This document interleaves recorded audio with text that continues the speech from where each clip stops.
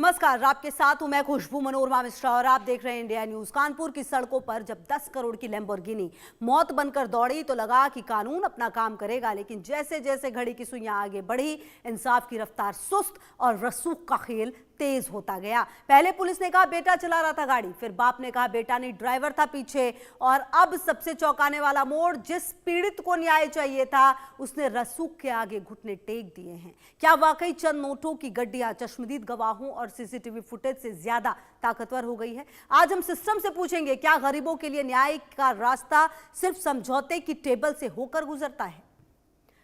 तो ये कई सारे सवाल हैं जो इस घटनाक्रम में सामने आए हैं। अब आपको बता दें कि आखिरकार ये दावों का मकड़जाल जो है वो है क्या। आप समझिए इसको ऐसे कि पुलिस ने पहले शिवम पर केस दर्ज किया था। सबसे पहले अगर आपको याद हो, पुलिस कमिश्नर ने कहा शिवम ही था ड्राइविंग सीट पर। इसके बाद तंबाकू कारोबारी जो है, फिर तंबाकू कारोबारी पिता का दावा सामने आया कि ड्राइवर जो है वो कार चला रहा था। ड्राइवर का अजीब बयान आया, शिवम मेरे ऊपर गिर गया था, ये बयान सामने आया है। अब सवाल कई सारे हैं। देखिए, सबसे पहले अगर आप दावों को देखें तो पुलिस ने सबसे पहले शिवम पर केस दर्ज किया। पुलिस कमिश्नर ने कहा था कि शिवम ही ड्राइविंग सीट पर था।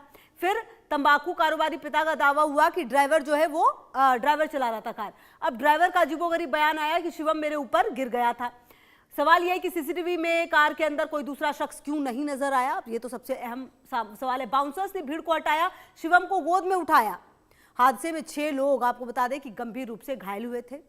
लापरवाही पर थानाध्यक्ष को लाइन हाजिर भी किया गया था। तो ये जो पूरी घटना है वो आप समझिए कि किस तरीके से शुरुआत में कहा गया कि जो शिवम है उसने ही मारा है। कल तक जो पुलिस कह रही थी कि शिवम मिश्रा ही गुनहगार है, आज उसी केस की फाइलें पसीने से नहीं बल्कि रसूख के इत्र से महक रही है। सीसीटीवी फुटेज चीख कर कह रहा है कि ड्राइविंग सीट पर सफेद शर्ट वाला शिवम ही था। बाउंसर्स उसे ही बाहर निकाल रहे थे तो फिर अचानक ये मोहन नाम का किरदार कहां से टपक पड़ा, और पीड़ित तौफीक की याददाश्त इतनी जल्दी कैसे धुंधला गई कि उसे गाड़ी चलाने वाले का चेहरा ही बदलने लगा। क्या ये न्याय है या फिर न्याय की नीलामी? 2 तस्वीरें हैं आपके टीवी स्क्रीन पर और लगातार हम आपको देखिए कोशिश ये करें कि वो सीसीटीवी फुटेज भी दिखाएं जो लगातार तमाम सवालों के जवाब ढूंढने की जो कोशिश है वो हो रही है।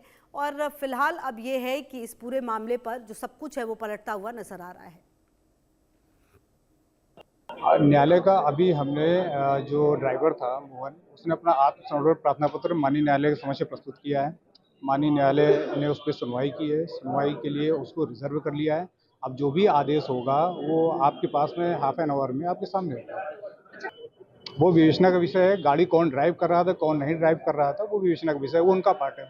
जो वादी थे, वादी पक्ष ने और वादी पक्ष जो उसमें थे और जो मोहन थे, जो ड्राइवर थे हमारे, इनके बीच समझौता हो चुका है।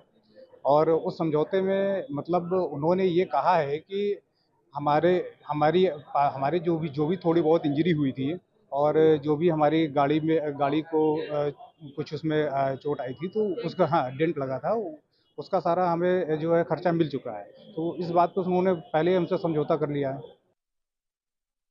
देखिए, ये रसूख बनाम कानून क्यों कहा जा रहा है? क्या रसूखदारों के लिए अलग है आईपीसी की धारा? ये सवाल हम इसलिए पूछ रहे हैं क्योंकि सीसीटीवी को नजरअंदाज कर समझौते के लिए क्यों कहा गया? क्या रसूखदारों के लिए जो आईपीसी की धारा है वो अलग है? सीसीटीवी को नजरअंदाज कर समझौते को तवज्जो क्यों दी जा रही है? अब ड्राइवर को बलि का बकरा बनाने की जो पुरानी रीत है, जो हमेशा से चलती आ रही है इस तरह के केस में, वो की जा रही है। मिर्गी के दौरे की दलील सजा से बचने का जो पैंतरा है वो है क्या?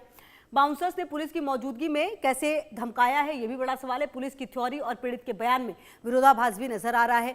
समझौता हुआ या डरा धमका कर कराया गया? क्योंकि कई बार ऐसे केस में यह भी देखा जाता है कि डरा दिया जाता है, धमका दिया जाता है कि अगर तुमने ये बात नहीं मानी तो तुम्हारे साथ ये किया जाएगा, तुमने अगर ये नहीं मानी तो इस तरह से तुमको फंसा दिया जाएगा। तो ये पूरा मामला सवाल कई सारे खड़े करता है। कानपुर का ये लैम्बोर्गिनी कांड अब सिर्फ एक सड़क हादसा नहीं रह गया, बल्कि ये हमारे सिस्टम के चेहरे पर एक जोरदार तमाचा है। अगर 10 करोड़ की कार और रसूखदार नाम सामने आते ही पीड़ित की जुबान बदल जाती है, पुलिस की फाइलें ढीली पड़ जाती हैं और सबूतों को दरकिनार कर दिया जाता है, तो हमें मान लेना चाहिए सड़कों पर सिर्फ गाड़ियां नहीं बल्कि गरीब का हक भी कुचला जा रहा है। हम इस खबर पर पूरी तरह से नजर बनाकर रखेंगे क्योंकि समझौता कागज पर हो सकता है लेकिन सच पर नहीं। सरकार को जवाब देना होगा कि क्या आपकी पुलिस इतनी लाचार है कि सीसीटीवी के सच को एक खरीदे हुए बयान के आगे हारने देगी? जवाब चाहिए।